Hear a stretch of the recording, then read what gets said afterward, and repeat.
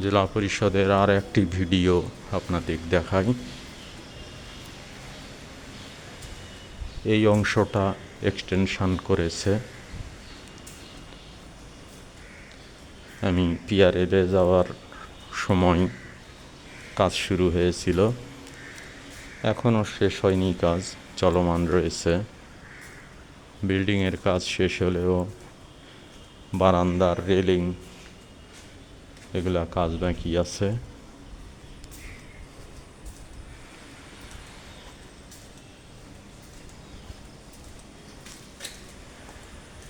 আপনাদের নওগাঁ জেলা পরিষদের রুমগুলো দেখাই। মোহাম্মদ একরামুল হোসেন, ভারপ্রাপ্ত হিসাব রক্ষক।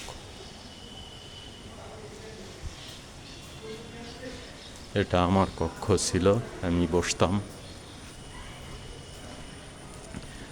ওটা হলরুমের ছাদ। এখানে কাজী ওবায়দুল্লাহ বসেন। উনি ষাটলিপিকার নতুন চাকুরিতে যোগদান করেছেন, ৬-৭ মাস হলো।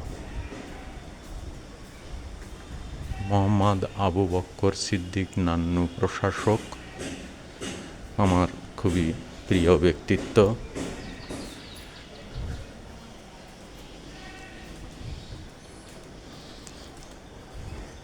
প্রধান নির্বাহী কর্মকর্তার দায়িত্বে আছেন এস.এম. জাকির হোসেন,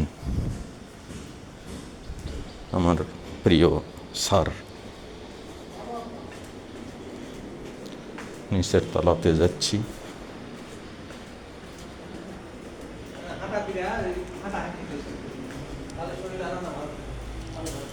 সামনে এটি হলরুম। এখানে সভা, সিম্পোজিয়াম, বিভিন্ন অনুষ্ঠানাদি, সরকারি এবং প্রাইভেট অনুষ্ঠানাদি হয়। এই